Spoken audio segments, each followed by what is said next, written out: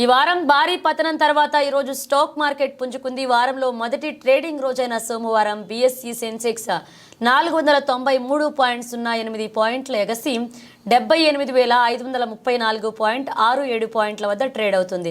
అలాగే NSE Nifty కూడా 145.55 పాయింట్ల లాభంతో 22,464.95 పాయింట్లకు చేరుకుంది. సెన్సెక్స్ లో చేర్చిన స్టాక్లను పరిశీలిస్తే టాటా స్టీల్, అల్ట్రాక్సెమ్కో, ఎల్టీ, అలాగే టాటా మోటార్స్, బజాజ్ ఫైనాన్స్ లో మంచి వృద్ధి కనిపిస్తుంది. అదే సమయంలో పడిపోయిన షేర్లలో పవర్ గ్రిడ్, జొమాటో ఉన్నాయి. మార్కెట్లో ఒడిదుడుకులు కొనసాగవచ్చని మార్కెట్ నిపుణులు అంటున్నారు. అందువల్ల పెట్టుబడిదారులు చాలా జాగ్రత్తగా పెట్టుబడి పెట్టాలి. మార్కెట్ కదలిక విదేశీ పెట్టుబడిదారులపై చాలా ఆధారపడి ఉంటుంది. విదేశీ ఇన్వెస్టర్ల అమ్మకాలు కొనసాగిస్తే మరొక క్షీణత కనిపించవచ్చు. అదే సమయంలో అమ్మకాలను నిలిపివేస్తే పెరుగుదల తిరిగి రావచ్చు.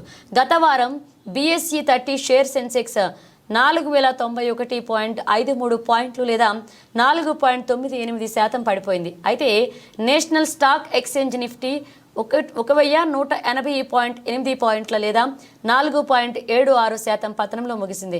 ఇక మార్కెట్ భారీ పతన కారణంగా టాప్ 10 సెన్సెక్స్ కంపెనీల మార్కెట్ వాల్యుయేషన్ గత వారం 4,95,061 కోట్లు క్షీణించింది. స్టాక్ మార్కెట్లో బేరిష్ ట్రెండ్ మధ్య Tata consultancy services, Reliance industries అత్యధిక నష్టాలను చవిచూశాయి.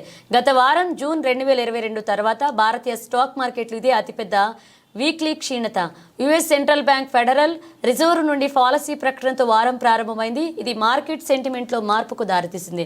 ఫెడరల్ రిజర్వ్ 2025లో కేవలం 2 సార్లు వడ్డీ రేట్లను తగ్గించాలని సూచించింది. ఇది మార్కెట్ సెంటిమెంట్ను ప్రభావితం చేసింది.